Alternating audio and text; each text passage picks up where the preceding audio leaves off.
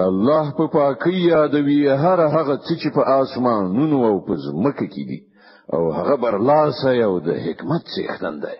ای مؤمنانو تاسو ولې هغه څه وایي چې کوي نه؟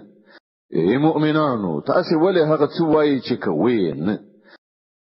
د الله په وړاندې د ډیر ناوړه حرکت دی چې تاسو هغه څه وایي چې کوي نه.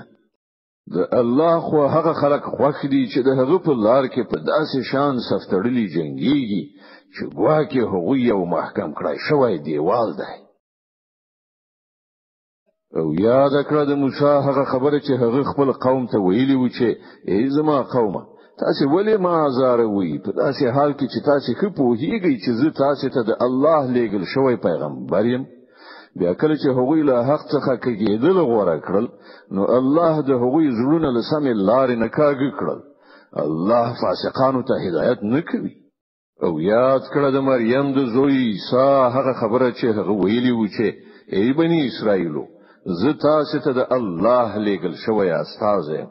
تصدیقونکی هم د هغه تورات چې لمانه مخکې راغلی موجود دی او زیری ورکونکی هم د یو پیغمبر چې لمانه ورسته به راشي چې د هغه نوم به احمد وي. خو کله چې هغه دوی ته لخکاره څرګندونه قانون سره راغی نو دوی وویل دا خو ښکارا کوډی دي. کنو اوس بل هغه چانه بل غټ ظالم څوک وي چې پر الله د دروغ او بهتانو تړي په داسې حال کې چې هغه ته د اسلام یعنی د الله په وړاندې د اطاعت سره ښکته کول او بلنه ورکول کیږي. دغه ظالمانو ته الله سم لار نه خي. دوی د خلوپ په کې سره د الله د رڼا مړ کول غواړي او د الله فیصله دا ده چې هغه خپل رڼا بشپړه خورا کړي که څه د کافرانو دا هر څومره بد دي سي هم.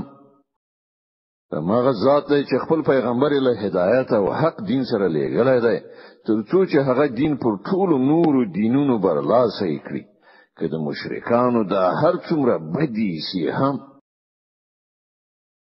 ای مؤمنانو زه وکیم تاسو ته هغه تجارت چې تاسو له دردناک عذاب نه وژغوري. پر الله او د هغه پر پیغمبر باندې ایمان راوړئ او د الله په لار کې په خپل مالونو او خپل ځانونو سره جهاد وکړئ. هغه تاسو لپاره بهتره ده که تاسو پوهیږئ. الله به تاسو ګناهونه دروبخي او تاسو به هغه باغونه ته نه باسي چې تر هغه لاندې به ویالي بهيږي او د ابدي استوګنې په جنتونو کې به ډیر غوړه کورونه درکړي. دا د ستر بریالیتوب او هغه بل شی چې تاسو غواړئ هغه به هم درکړي. د الله له خوا مرسته او ډیر نږدې په برخه کېدونکې برای. ای پیغمبره مؤمنانو ته د دې زیری ورکړه. ای مؤمنانو د الله مرستندویان شئ لکه څنګه چې عیسی د مریم زوی حوارینو ته ویلیو څوک دی د الله لوري ته په بلنه کې زمام لاتړ او حوارینو جواب ورکړیو مونږ یو د الله مرستندویان. په هغه وخت کې د بنی اسرائیل یوې ډلې ایمان راوړ او بلې ډلې انکار وکړ. بیا موږ د مؤمنانو ملاتړ وکړ د هغوی د دښمنانو پر ضد او هغوی برلاسي شول.